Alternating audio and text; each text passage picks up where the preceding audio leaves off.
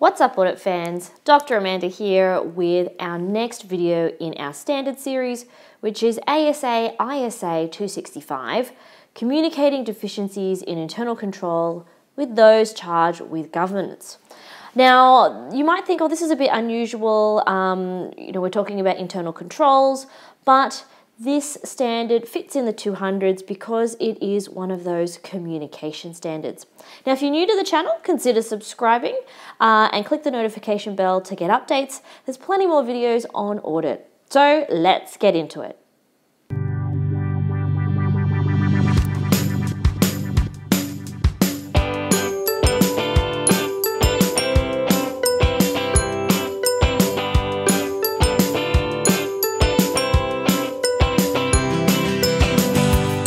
As always, we start with our table of contents, and there's nothing too interesting here. We're always going to talk about the scope of the standard, what is it about in terms of its objectives, key definitions in case you don't know a particular term, and then remember our legal requirements are right here. And you'll notice here that there's only a few paragraphs about our legal requirements, and then our explanatory material. Remember, the explanatory material is always the extra information to help you interpret what those requirements say you should do.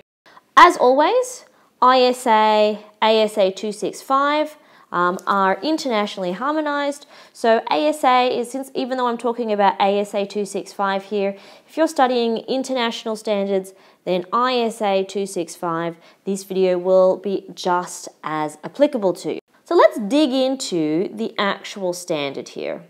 And it says here, what we're all about in this particular standard in terms of the scope is, and let's read through these options here, it's the auditor's responsibility to communicate appropriately to those charged with governance things called management deficiencies in internal control that we've identified as doing part of the audit. Now, you might think, well, in our series of videos, we haven't actually talked about internal controls yet, and that's because we won't actually do it until we get to 315 and 330.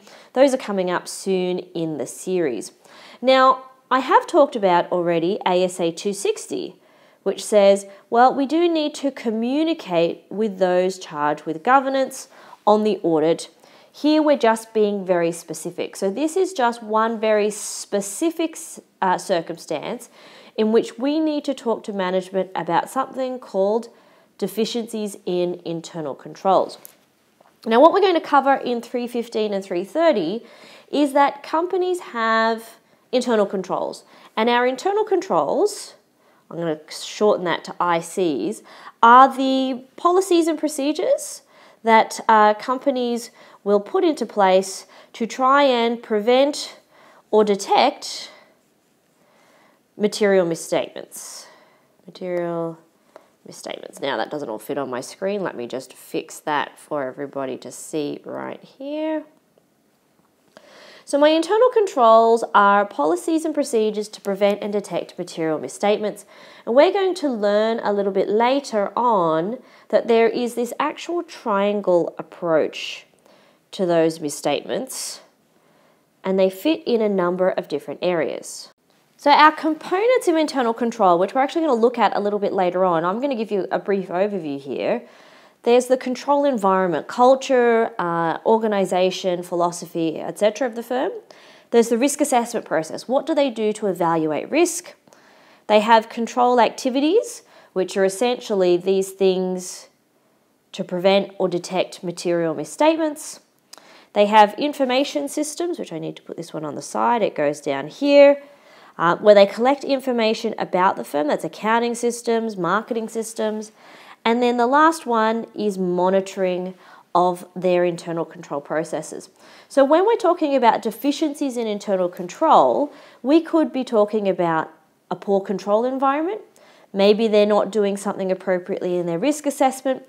Maybe they have gaps in their control activities. They have poor monitoring or poor systems. So if we find out something about this, then we have a responsibility under ASA ISA265 to actually report those to those charged with governance. Now, when we get into the definitions, we'll just quickly pop into the objective first.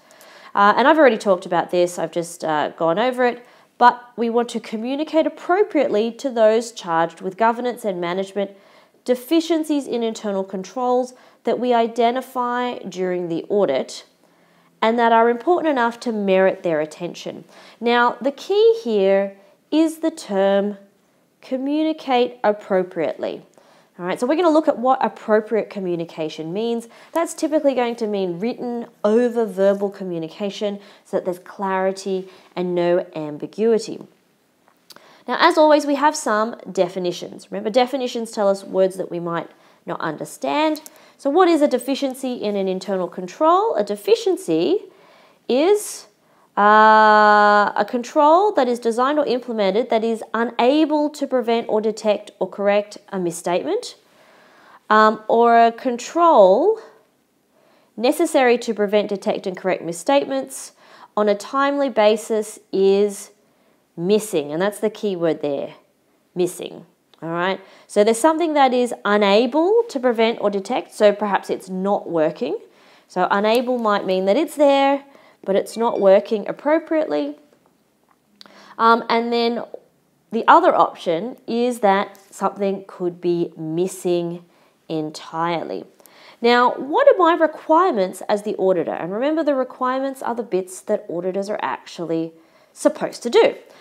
So I should determine whether there are any of these deficiencies, and we'll look at this in future videos. I've already got some stuff on flow charting about documenting internal controls. I'll link those through in the card up the top of the video. But if we've identified them, we have to identify whether they constitute significant deficiencies. So that's sort of a question. We have to evaluate, are they on their own or in combination significant, important enough to warrant management attention. Now, significant doesn't really have a measurement here, but they do say you can look at paragraphs A5 and 11 for more information. And then my next requirement, communicate in writing these deficiencies to those charged with governance on a timely basis. So writing is really important. Again, no ambiguity, on a timely basis. Now, who do I actually need to talk to? Because there's lots of people. I talk to line managers, I talk to staff on the job. So who do I need to communicate to? It says communicate to management at an appropriate level of responsibility. So that's usually the person whose job it is to implement that internal control. So those charged with governance, and I'm going to shorten that, TCWG, is usually some form of the executive and the board, but you might need to go to some form of line management as well. So what do we talk about when we look at these deficiencies? Well, in paragraph 11, it says we shall have written communication. So the things that we need to talk about are description of the deficiency and explanation of the potential effect. There is nobody counting the money at the end of the cash register at the end of the day, so the effect could be that money could be stolen. The next thing I need to talk about is information to enable those charged with governance to understand the context of the communication. So I have to tell them that my audit is to express an opinion on the financial report, but I also consider internal controls not for the opinion, but to help me gather evidence. Now, you may notice down here that we have an extra special little paragraph that says AUS there. That is for Australia only.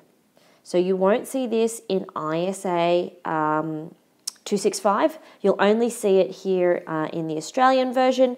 But that says that when the auditor has a responsibility to express an opinion on internal controls, I shall omit the phrases that the consideration of internal controls is not for the purpose of expressing an opinion. So what that means is that if you're especially reporting to the US, and that US reporting is going to be under US standards, so for a US audit, under certain sections of the Sarbanes-Oxley Act, some Australian firms may need to provide specific opinions on the quality of internal controls, which then excludes this component and brings this one in.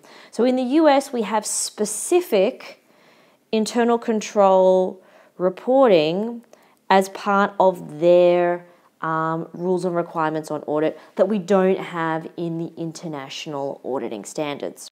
I don't usually talk about the explanatory material when it comes to standards, but I just wanted to highlight this one particular set of sections, which is A5 onwards and over the next page. Remember I said that we have to report on significant deficiencies, and it's difficult for us to actually figure out what the measure of this significance is. So I wanted to draw your attention to this particular section because A6 and onwards gives you some examples of significant deficiencies in internal controls. Thanks very much for watching the video. If you thought it was useful, I'd love it if you could give the video a thumbs up. Think about subscribing for future videos, and I'll see you next time.